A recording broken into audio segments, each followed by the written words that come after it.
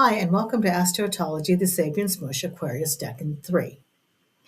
Now, before we jump into the Sabian symbols, in Aquarius Decan 1, we mentioned the Golden Dawn's astrological workings, which focused on the sun, moon, and the planets out to Saturn. Now, these inner planets basically work with who you are and everything about you. And now, in the late 1800s, not enough was known about the newly discovered outer planets, which we now know focus on generational transformation issues. But they're not going to be a part of what we're doing now. Neptune, Uranus, and Pluto will have to be uncovered in another podcast later down the road. Well, let's talk about these inner planets just a little bit more. According to Lynn Bergbeck in the Watkins Astrology Handbook, your positive and negative traits are shaped not only by your sun sign, but also by the signs of the inner planets at your birth. Together, these placements describe how you present yourself to the world. Now, the book includes charts for all the planets and signs, and yes, I can cast a birth chart using it. But honestly, and let's get real, it's much easier to use an online chart calculator. I personally like astroseek.com, but astrolab.com and several others will work just as well.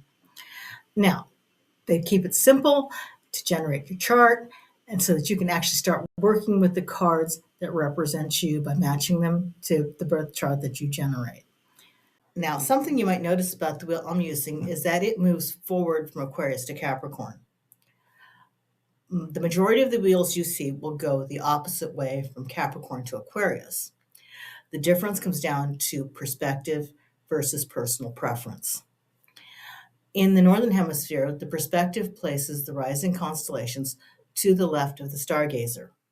The constellations parade around the world counterclockwise with Pisces in front of Aries instead of behind it. And when you look at the sky at night, it confirms this motion for a northern viewed wheel. The Chaldeans and the Egyptians were looking at the parade from the north of the equator, and so the constellations naturally entered the sky in this counterclock order that is used today. Agrippa's information is also rooted in this northern perspective because, he was from Germany, north of the equator. However, if you flip the view from below the equator, the perspective shifts. The east is now on the right side of the viewer, placing the previous sign behind the current one in a clockwise progression. So to keep things straightforward in my linear Western taught brain that reads from left to right, I use that southern perspective, even though that's not what I see in the North American sky when I'm out walking at night. Preference before perspective. Now let's talk about the planets themselves.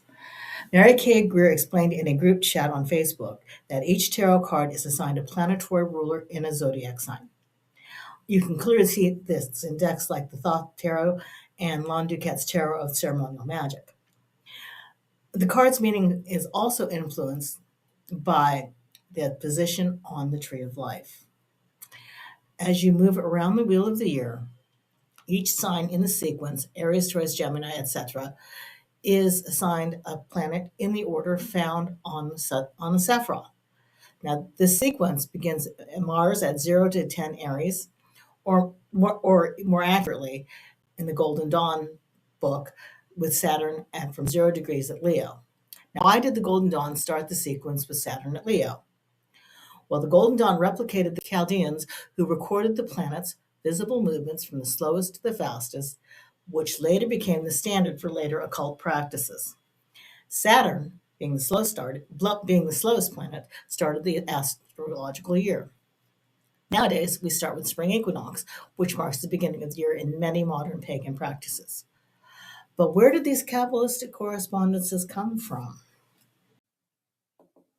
In the final chapter of Agrippa's first book of occult philosophy, he explains that the Hebrew alphabet is divided into 12 simple letters that represent zodiac signs, 7 double letters, which represent the planets, 3 mother letters, which are the elements fire, water, and earth. Now, he didn't consider air an element. He saw it as the glue or spirit that bound the others together. Agrippa assigns these letters to the zodiac in Hebrew, then Greek, and then Latin. But while I was studying his chart, I noticed that he had switched Val with Mem and Yod with Shin.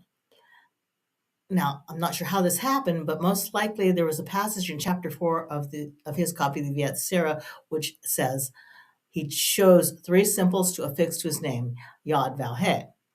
However, the next chapter of the Sefer Viet Sera, and every source I checked, including one questionably authentic primary source, clearly states that the mother letters are Aleph, Mem, and Shin.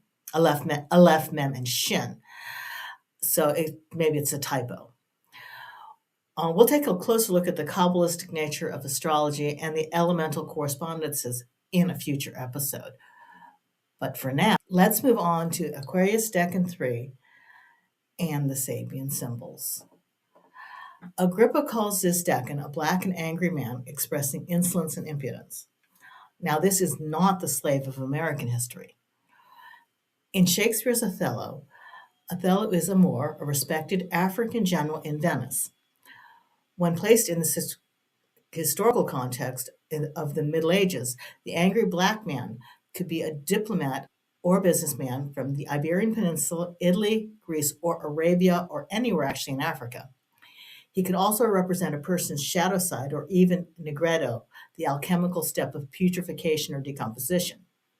But I digress. We're not getting into alchemy right now. On to the symbols. In the 21st degree of Aquarius, a disappointed and disillusioned woman courageously faces what seems to be an empty life. The pain and discomfort comes from being gaslit by arguments that brought about the wrong thinking and unhealthy conditioning, which ultimately led to misguided actions. Now, Shakespeare's Othello fits the profile with his trust in Iago. If you haven't read Shakespeare's play, Iago spent a lot of time lying to Othello about a non-existent affair that, in the end, led to him murdering his wife, Desdemona. Now, talk about misguided actions. In the 22nd degree of Aquarius, a rug is placed on the floor of a nursery to allow children to play in comfort and warmth. Now, the book says in the offing are the safety and comfort that facilitate the revealing and exploration of innocent and sensitive qualities, which then gives rise to the development of ideas and imagination. The space is now available, and so is the opportunity to sort out any issues or problems in a creative and even playful way.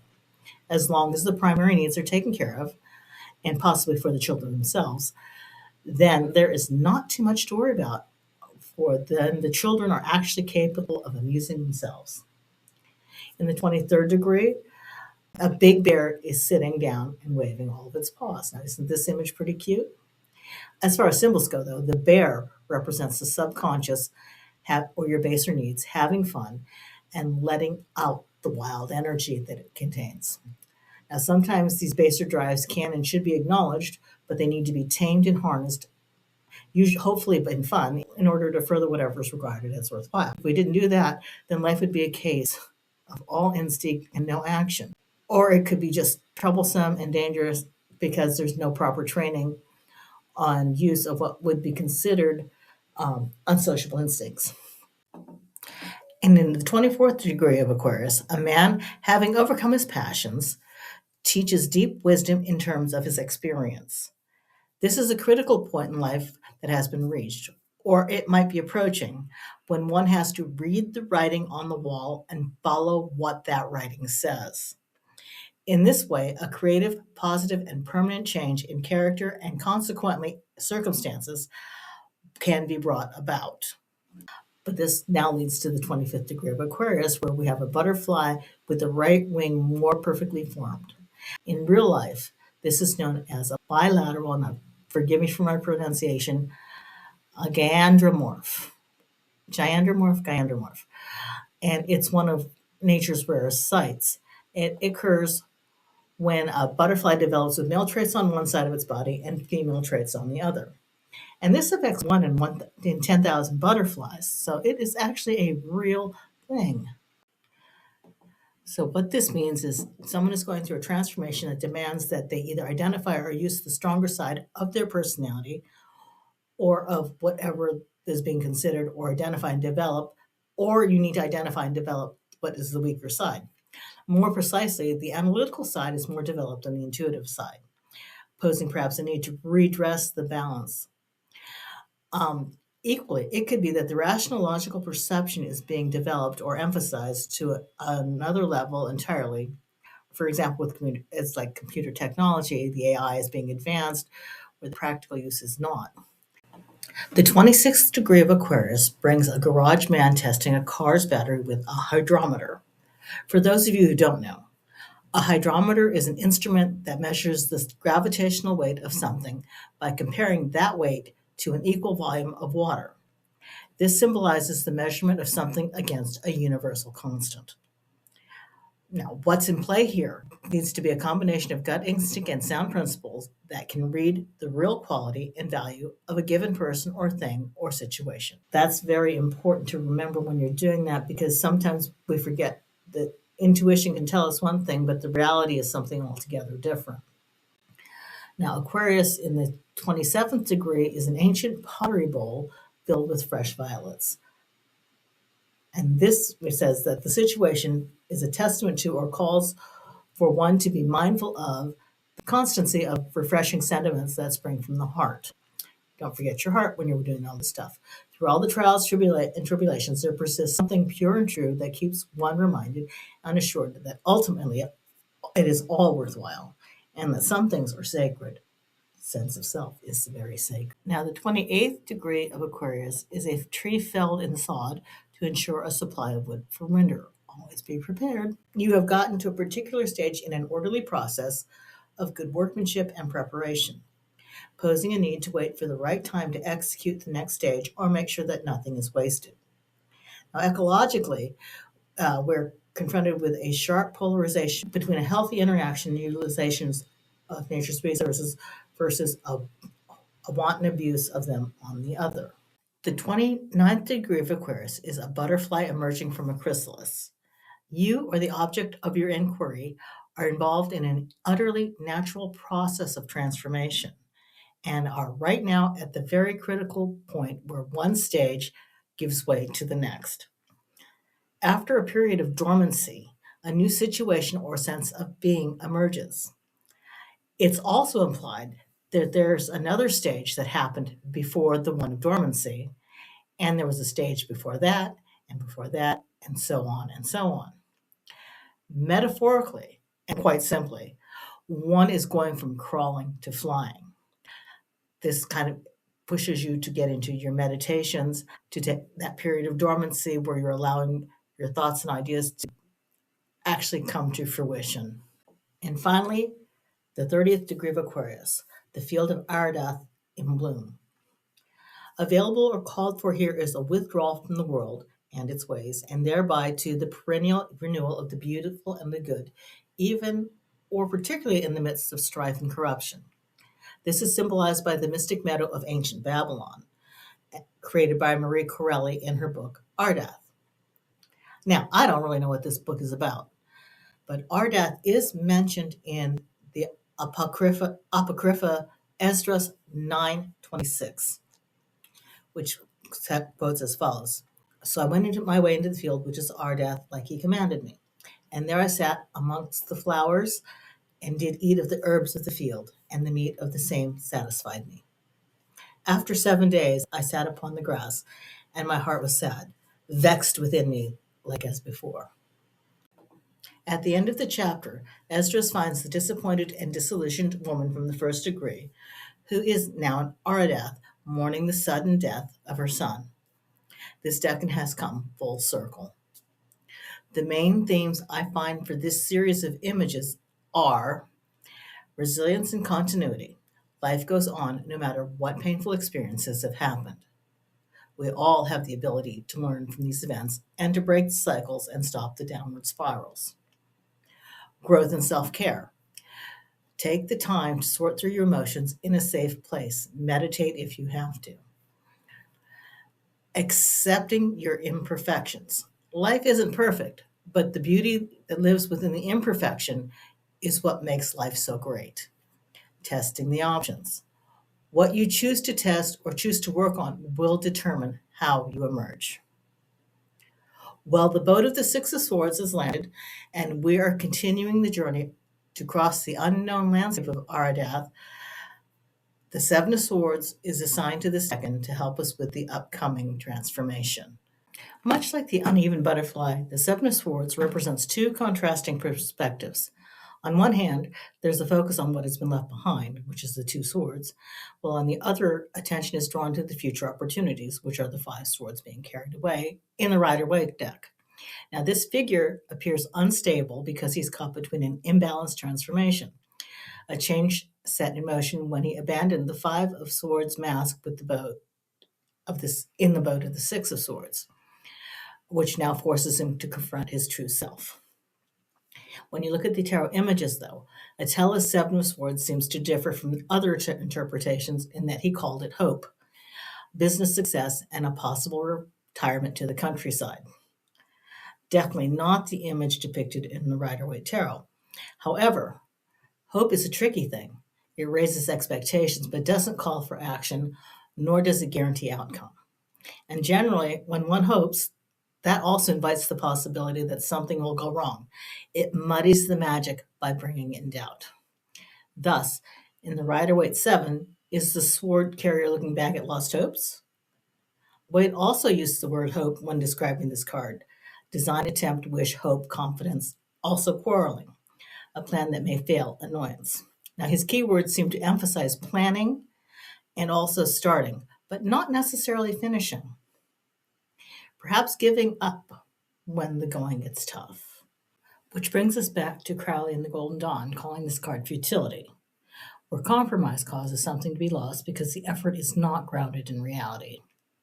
This is the card of snatching defeat from the jaws of victory, of giving up too soon. This is the moment reminiscent of the High Priestess. The long-hidden aspects within the doctrines of conformity are being revealed, and the moon's emotional influence rules this decan, bringing with it uncertainty. Futility arises in recognizing that the remaining two swords symbolize the effort squandered or wasted on fitting in, especially as the normally steady energy of the second decan starts to waver, and the Knight of Swords gets ready to surge ahead, cutting through the misty air of change into the watery world of Pisces. Which brings us to the four pillars of Aquarius Decan 3. In this case, we're looking at an alchemical extraction via the Seven of Swords, which is searching for the specific gravity of truth, the hydrometer representing the act of searching within, seeking out what truly motivates a person instead of looking at the approval or following the crowd. The hydrometer, in this case, is a tool used for gauging the inner spark that keeps one motivated, moving forward after setbacks. Rather than striving to impress others, it's time to assess the depth of your own ambition, using the search to determine if you have the drive for the new beginning. And now this also echoes the Seven of Swords, a sign that the search sometimes requires subtlety and independence. And it's possible that you may need to rely on your resourcefulness, quietly charting your own path while others follow the mainstream. The hydrometer invites you to search for what truly serves your interests, measuring not only your energy, but the resilience and strength of your independent quest. The second pillar, the pillar of creation, talks about defiant sanctuaries, like the rug in the nursery. It's time to establish that safe space for the imagination and inner growth to work and to be guarded from the external influences. It's about shaping the boundaries to protect what is sacred. Creation is linked to both the sanctuary and the survival, preparing a secure home environment where one's deeper instincts can thrive safely, using the balance of the Six of Swords as a prep work for the life's challenges that the Seven of Swords will bring. The destruction comes from the great refusal, and this would be the felt free along with the angry black man, which symbolizes breaking free from old patterns by letting go of what no longer serves you. Unlike the stable effort of the Seven of Swords, this involves making the tough choices to ensure your survival and growth. The true transformation, as shown by the emerging butterfly, requires letting go of previous states of mind, Just like the caterpillar becomes the butterfly, or a tree is cut for winter fuel, it changes its shape. Ultimately, meaningful change demands decisive action and about what to keep and about what to release. And redemption comes with the satisfied heart that is found in the field of Ardath. It's the deep wisdom of experience of someone who has overcome the passions and anger to find peace and renewal. That we've taken the time to steal the life back from corruption, and even if your heart is vexed, we're finally sitting in the flowers nurtured by the meat of the field. So let's do a quick recap. In Decan 1 of Aquarius, we focused on values versus survival. Decan 2, the magician, was all about planning, logistics, and communication, making sure we knew what we were talking about. In Decan 3, finally, we're talking about the moon in Aquarius, the high priestess, focusing on instinct and extraction. The moon is unstable, so you use it to feel your way out of bad situations. In this final act of Aquarius, the moon creates an uneven, shifting landscape. The Seven of Swords becomes a kind of moonlight crossing. You are the butterfly, emerging imperfectly formed, lopsided, but capable fully of flight. You leave the old world behind, not by submitting to it, but by refusing to play its game any longer. The angry figure of the Decan becomes the heat that melts the Aquarian's frozen certainty. And as the butterfly breaks free from the chrysalis, the clear winter air of Aquarius begins to soften into the mists of Pisces. So now we are leaving the sign of the water barrier. Ask yourself one question. What do you need to steal back? Your time, your creativity, your authenticity. Yeah. Don't be afraid to become the butterfly that emerges from the chrysalis of his old life.